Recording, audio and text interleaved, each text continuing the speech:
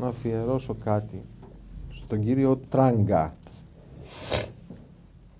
ο οποίος ισχυρίζεται ότι ο Παπαδόπουλος υπηρετούσε στο τάγμα ασφαλείας πατρών. Συγγνώμη, εδώ να σου κάνω μια ερώτηση. Γιατί το ξαναείπες. Έχεις κάτι να προσάψεις στα τάγματα ασφαλείας?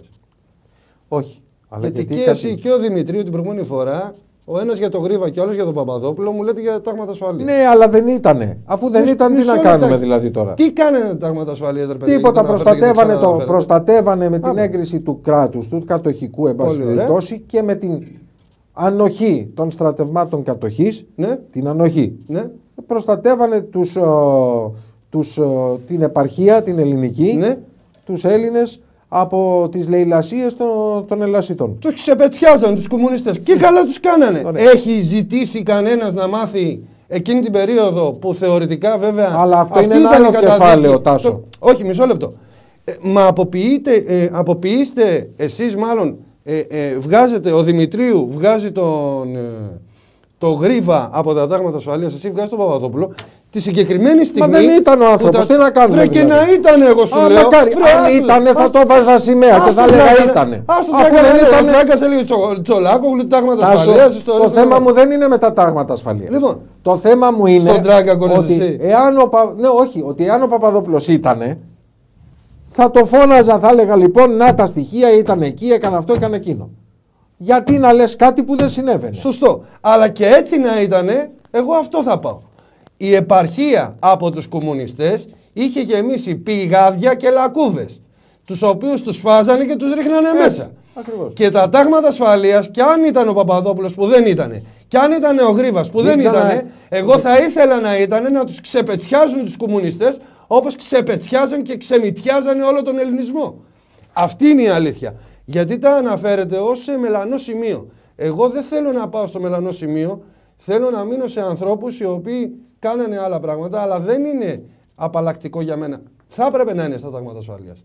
Ξέραμε ποιος ήταν ο εχθρός της Ελλάδας, δεν ήταν καν οι Γερμανοί, οι Ιταλοί, τελικά. Ναι. Ήταν οι κομμουνιστές. Θέλετε να ακούσετε όμως που ήταν ο Παπαδόπουλος, για να λυθεί αυτό το θέμα. Να μην ξανακούσω Γερμανοτσολιάς και ταγματασφαλίτης κτλ. Λοιπόν, και έχω μια αφιέρωση στον κύριο Τράγκα μέσα στο βιβλίο. Είναι από τις λίγες φορές που και πραγματικά. Εσύ έχει και ο Πλεύρης. Ναι, του αφιερώνω μια υποσημείωση του κύριου Τράγκα και τον καλώ από εδώ να την διαβάσει αυτή την υποσημείωση. Λοιπόν, περιγράφω, ας πούμε, το 1942 ο Γιώργος Παπαδόπουλος έδωσε εξετάσεις και εγγράφηκε στο 3ο έτος της Σχολής Πολιτικών Μηχανικών στο Εθνικό Μετσόβιο Πολυτεχνείο. Προσέξτε. Μπαίνει στο Πολυτεχνείο, εδώ στην Αθήνα. Έχω εξηγήσει προηγουμένως ότι ο Παπαδόπουλος παντρεύεται την Νίκη Βασιλιάδου, την πρώτη του γυναίκα, επί κατοχής στην Αθήνα, και μένουν μαζί στη Φιλαδελφίας 15 Νέα Σμύρνη, σε ένα ενοικιασμένο διάρρη. Στις 4 Φεβρουαρίου αποκτούν το πρώτο τους παιδί, τον Χρήστο, λοιπόν, και τα λοιπά. Στις 20 Απριλίου γίνεται δεύτερη φορά πατέρας με τη Χρυσούλα και τα λοιπά. Λοιπόν,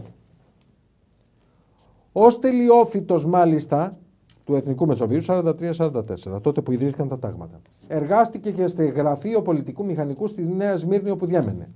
Παράλληλα φρόντισε να βελτιώσει τις γνώσεις του στα γαλλικά και τα αγγλικά.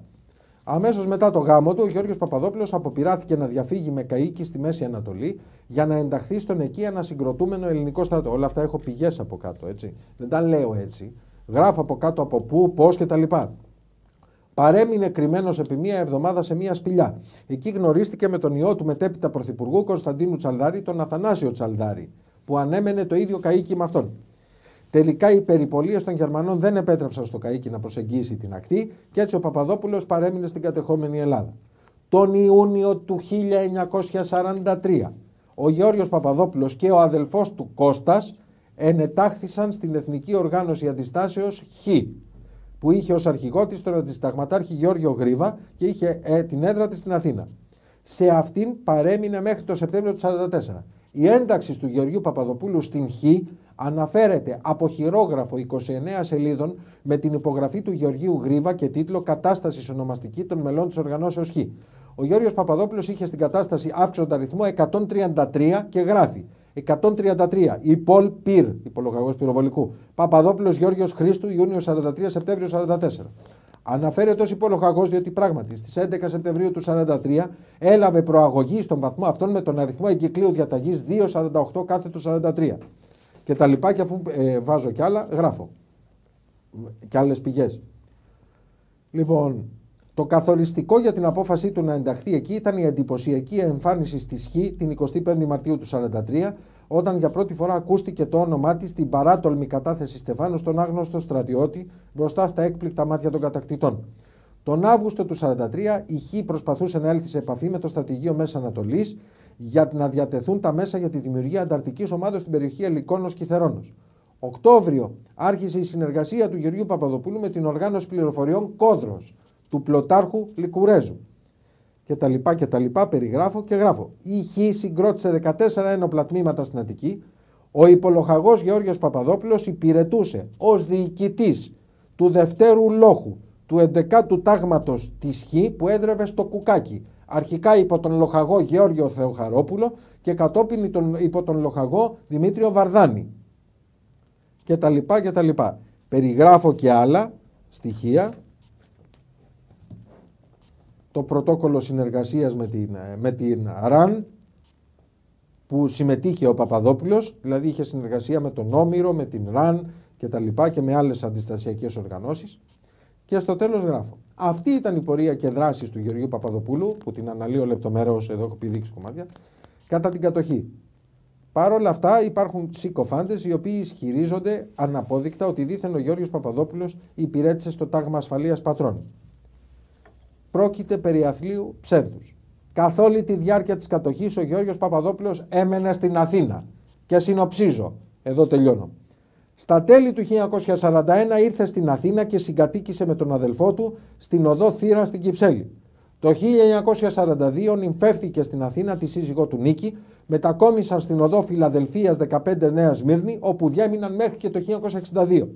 Το 1943 γεννήθηκε το πρώτο τους παιδί ο Χρήστος και πάλι στην Αθήνα. Το 1943-1944 φοιτούσε στη Σχολή Πολιτικών Μηχανικών του Εθνικού Μετσοβίου Πολυτεχνείου στην Αθήνα και μάλιστα εργάστηκε περιστασιακά σε γραφείο πολιτικού μηχανικού. Ήταν καταγεγραμμένο μέλος της Εθνικής Οργανώσεως Χ που έδρευε στην Αθήνα από τον Ιούνιο του 1943 μέχρι τον Σεπτέμβριο του 1944 και έδρασε στον τομέα Κουκακίου. Το Σεπτέμβριο του 1944, όπως έχω περιγράψει, αποσπάστηκε στη στρατιωτική διοίκηση Αττικής. Πώς λοιπόν είναι δυνατόν από την Αθήνα να υπηρετούσε με τέτοια δράση και όλα αυτά που σας είπα να υπηρετούσε στο τάγμα της ασφαλείας πατρών? Και εδώ έχω την υποσημείωση και την αφιερώνω σε εσάς, κύριε Τράγκα. Ο δημοσιογράφος λοιπόν ο κύριος Τράγκας ανέσχυντα έχει επανειλημμένα δηλώσει κάτι που αναπαράγεται αναπόδεικτα από τους γνωστούς λασπολόγους. Ο ανθιπολογαγός Παπαδόπουλος, μας λέει, επόπτευε για λογαριασμό των Γερμανών τη συγκομιδή των σιτηρών από τους αγρότες της Αχαΐας ως αξιωματικός του τάγματος ασφαλείας πατρών. Αυτό ανασφέρει ο συνταγματάρχης Κουρκουλάκος στο βιβλίο του «Τα τάγματα ασφαλείας», το οποίο κατάφερε και εξαφάνισε η Χούντα, εγώ όμως έχω ένα αντίτυπο. Το απίστευτο ψεύδος λοιπόν του κυρίου Τράγκα καταρρίπτεται πρώτον από το ότι ο Παπαδόπουλος είναι αδύνατο να ήταν ταγματασφαλίτης στην Πάτρα, ενώ αδιαλείπτος από το 1941 ως το 1944. Κατοικούσε, νυμφεύτηκε, σπούδαζε, εργάστηκε, έγινε πατέρας και οργανώθηκε σε αντιστασιακή οργάνωση στην Αθήνα. Δεύτερον, το βιβλίο που αναφέρει ο επέσχυτος συκοφάντης δεν υπήρξε ποτέ, παρά μόνο στην αρρωστημένη φαντασία του. Ο Κουρκουλάκος ουδέποτε έγραψε βιβλίο και το 1955 σε ανύποπτο χρόνο αρνήθηκε ακόμα και να καταθέσει υπόμνημα της δράσεως του τάγματος ασφαλείας πατρών όταν του ζητήθηκε από τη Διεύθυνση Ιστορίας Στρατού. Τρίτον, εάν ο κύριος Τράγκας είχε το μοναδικό αντίτυπο του ανύπαρκτου αυτού βιβλίου, θα το επιδείκνυε ή θα το ανατύπωνε. Αλλά φυσικά δεν μπορεί να το επανεκδώσει, γιατί δεν υπήρξε ποτέ. Απλά εκτός από μεγάλος ψεύτης, έχει και απίθμενο θράσος που είναι το γνώρισμα των δειλών. Με άλλα λόγια, είναι ένας θρασίδηλος συκοφάντης, αφιερωμένος στον κύριο Τράγκα.